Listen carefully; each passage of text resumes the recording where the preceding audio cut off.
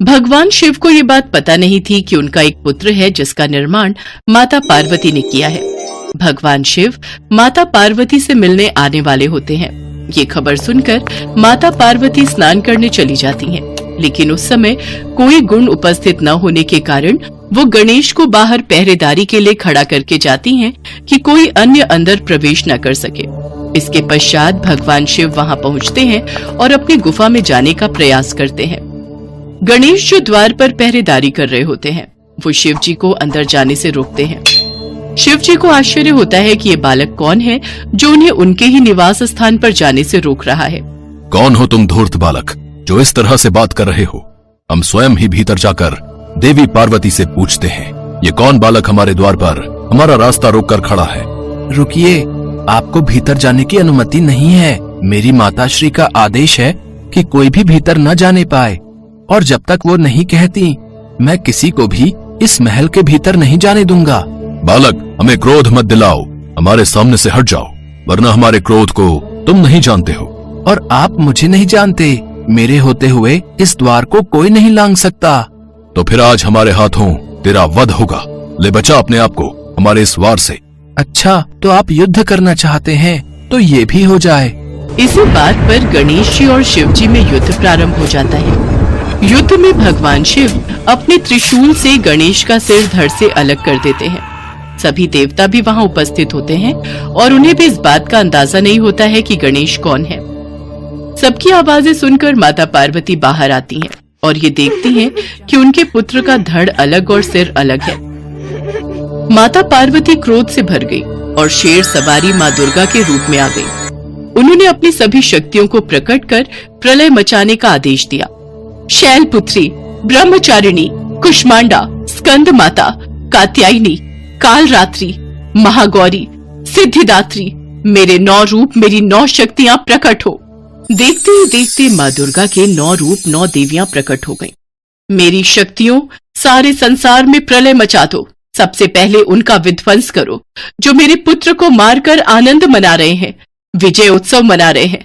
स्वजन परिजन का भेद भुलाकर जो मिले उन्हें तुरंत यमपुरी पहुंचा दो। जो आज्ञा मातेश्वरी। सभी देवी शक्तियां संपूर्ण कैलाश सहित पूरे ब्रह्मांड में विध्वंस करने लगी। संपूर्ण ब्रह्मांड में कोलाहल मच गया। सभी ऋषिगण और देवतागण माता से प्रार्थना करने लगे, हे मातेश्वरी, शांत हो जाइए, नहीं तो अनर्थ हो जाएगा। ये पूरी सृष्टि आपके क्रोध की ज्वाला से भस्म हो जाएगी। जब तक मेरा पुत्र जीवित नहीं हो जाता तब तक चारों ओर ऐसी ही तबाही मची रहेगी। अब तो भगवान भोलेनाथ ही कुछ कर सकते हैं। हम सभी को उनके पास जाना चाहिए। सभी देवतागण और ऋषिगण भगवान भोलेनाथ के पास जाते हैं। हे महादेव, माँ पार्वती का क्रोध बढ़ता ही जा रहा है। उनकी 9 शक्तियाँ पूरे ब्रह्मांड का विध्वंस कर देंगी। कुछ कीजिए प्रभु, उनका क्रोध शांत करने के लिए कुछ कीजिए। माँ पार्वती ने कहा है, जब तक गणेश को पुनर्जीवन नहीं मिल जाता तब तक उनका क्रोध शांत नहीं होगा। अगर गणेश को पुनर्जीवन नहीं मिला तो सर्वनाश हो जाएगा। आप चिंता मत कीजिए, मैं इस समस्या का समाधान सोच चुका हूँ। पर महादेव, आप बालक गणेश को पुनर्जीवित कैसे करेंगे? बालक गणेश का मस्तक तो आपके त्रिशूल के प्रहार से क्षत विक्षत हो गया है। होगा, अवश्य होगा। हे मधुसूदन, आप उत्तर दिशा की ओर जाइए और जो भी प्राणी आपको सबसे पहले दिखाई दे उसका मस्तक काट कर ले आइए। भगवान श्री हरि विष्णु उत्तर दिशा की ओर प्रस्थान करते हैं। उत्तर दिशा का अवलोकन करने पर भगवान श्री हरि विष्णु को सबसे पहले दिखाई देने वाला प्राणी एक हाथी था, जो वास्तव में देवराज इंद्र का श्रापित हाथी ऐरावत था।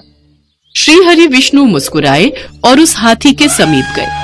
हाथी ने विष्णु जी को नमस्कार किया, मानो वो खुद भी इस श्राप से मुक्त होने की कामना कर रहा हो। श्री हरि विष्णु ने अपने सुदर्शन चक्र से उसका शीश काटकर उसे मुक्ति प्रदान की। ऐरावत हाथी श्राप से मुक्त हो गया और अपने असली रूप में आकर स्वर्ग लौट गया। भगवान विष्णु हाथी का मस्तक लेकर कैलाश लौट आए। उसके पश्चात भगवान शिव गणेश के धड़ से हाथी का मस्तक जोड़ देते हैं। भगवान गणेश जीवित हो जाते हैं और माता पार्वती का क्रोध शांत हो जाता है। सभी देवी देवता भगवान गणेश को अपना अपना आशीर्वाद देते हैं। पुत्र गणेश, मैं तुम्हें वरदान देती हूँ कि संसार में अब से तुम प्रथम पूजनीय कहलाओगे। कोई भी मंगल कार्य शुरू करने के लिए प्रथम पूजा तुम्हारी होगी। श्री गणेश के प्रथम पूजन के बिना कोई भी मंगल कार्य, पूजा पाठ, जप तप, व्रत, धर्म आदि का फल प्राप्त नहीं होगा। आज से गणेश को सभी का अध्यक्ष घोषित किया जाता है। प्रथम पूज्य होने के कारण आज से तुम मेरे सभी गणों के भी अध्यक्ष बनोगे। मेरा आशीर्वाद है, संसार में कोई भी तुम्हारा सामना नहीं कर सकेगा।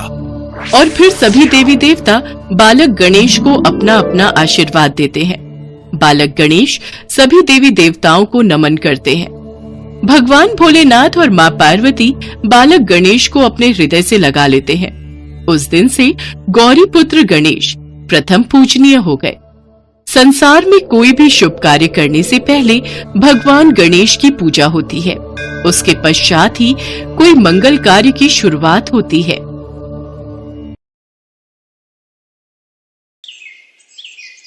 पुराणों में प्रचलित कथा के अनुसार एक बार भगवान शिव और देवी पार्वती घूमते हुए काशी चले गए।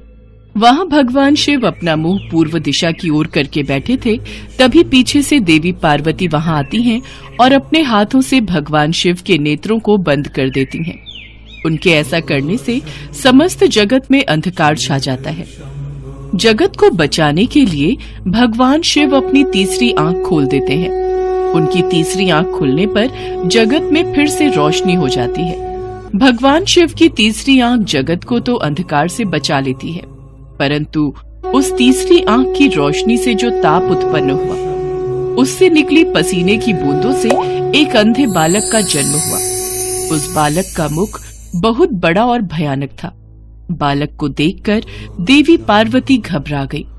प्रभु, ये बालक कौन है? ये कहाँ से उत्पन्न हुआ?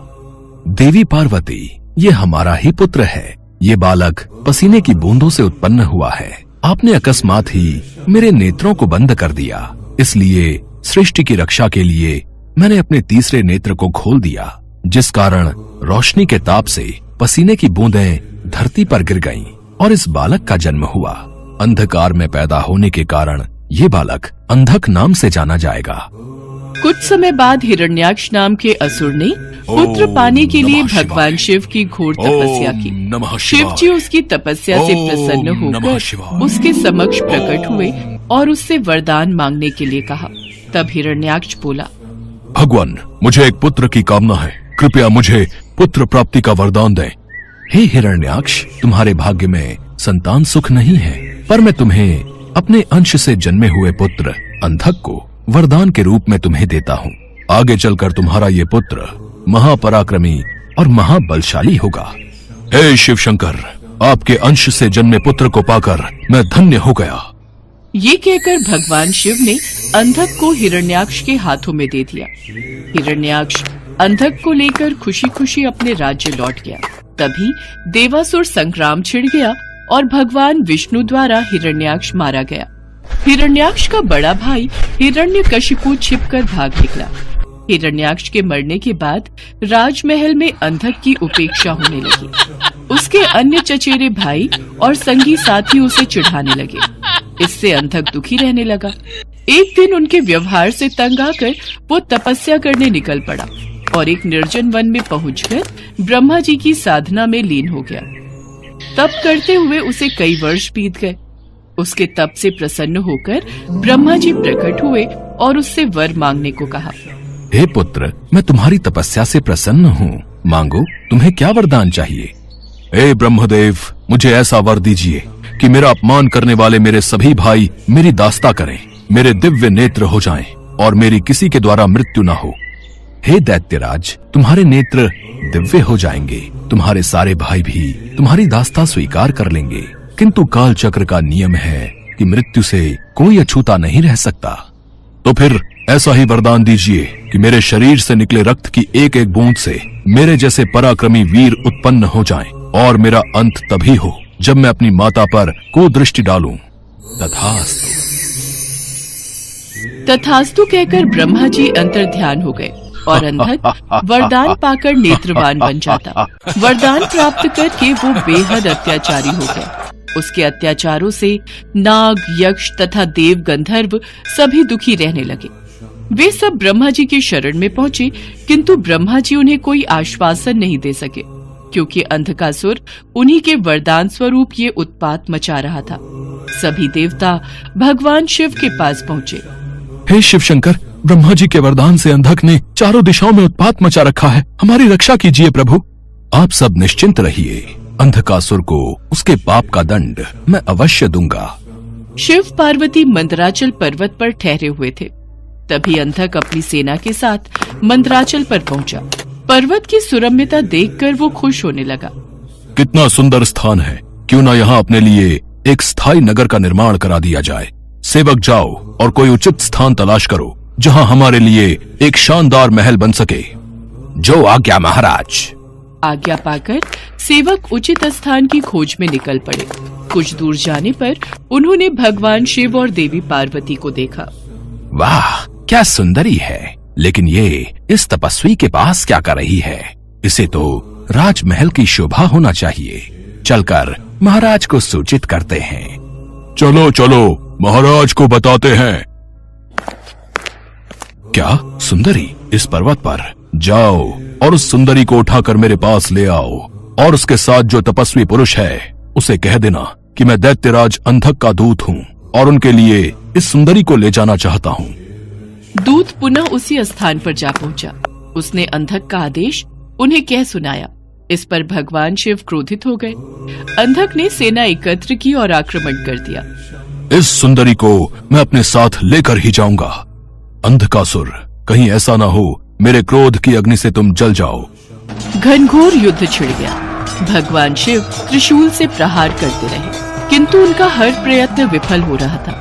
जैसे ही अंधक का कोई अंग घायल होता, उससे रक्त निकलता और उस रक्त से उस जैसे ही अनेक दैत्य पैदा हो जाते थे। उधर शुक्राचार्य अपनी संजीवनी विद्या के बल पर मरे हुए दैत्यों को पुनः जीवित कर देते थे। ये सब शुक्राचार्य के कारण हो रहा है। नंदी आदि गण जाओ और शुक्राचार्य को बांधकर यहाँ ले आओ, ताकि वे दैत्यों को पुनः जीवित न कर सके। जो आज्ञा प्रभु।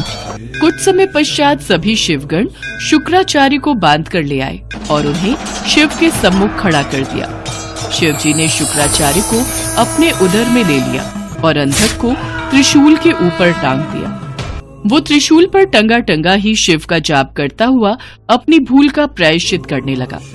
अंधकासुर जान चुका था कि माता पार्वती उसकी माता है। भगवान, मुझे क्षमा करें, मुझसे बहुत बड़ा अपराध हो गया था। मैंने माता पार्वती पर कुदृष्टि डाली। माते, मुझे क्षमा कर दीजिए। अब से मैं आपकी सेवा में रहूंगा और कभी भी अपने अंदर दैत्य भाव को जागृत न होने दूंगा, न ही देव विरोधी कार्य करूंगा। प्रभु, मैं चाहता हूँ कि मुझे दिव्य दृष्टि प्राप्त हो जाए। आज से मैं हर समय आपकी सेवा में दास की तरह उपस्थित रहूं। मेरे समस्त विकार धुल जाएं। प्रभु, अंधक को क्षमा कर दीजिए, क्योंकि जब ये उत्पन्न हुआ था उस समय अंधकार था। उसी अंधकार की भांति इसका मन भी अंधकारवश ऐसा हो गया। अब पश्चाताप के आंसुओं से इसका मन स्वच्छ और निर्मल हो गया है। देवी पार्वती, अंधकासुर की भांति गुरु शुक्राचार्य भी मेरे उदर में क्षमा याचना कर रहे हैं। हे शिव शंकर, हे भोलेनाथ, मेरा अपराध क्षमा कीजिए। मुझे अपने उदर से बाहर निकालिए प्रभु, मुझे क्षमा कीजिए। ओम नमः शिवाय, ओम नमः शिवाय, ओम नमः शिवाय। अंधकासुर और गुरु शुक्राचार्य के विनती करने पर भगवान भोलेनाथ उन दोनों को क्षमा कर देते हैं। गुरु शुक्राचार्य भगवान भोलेनाथ के उदर से बाहर आ जाते हैं। इसके पश्चात अंधकासुर को क्षमादान देकर भगवान भोलेनाथ अंधकासुर को अपने शिव गणों में स्थान देते हैं और अंधकासुर भगवान भोलेनाथ और माता पार्वती की सेवा में अपना जीवन समर्पण कर देता है।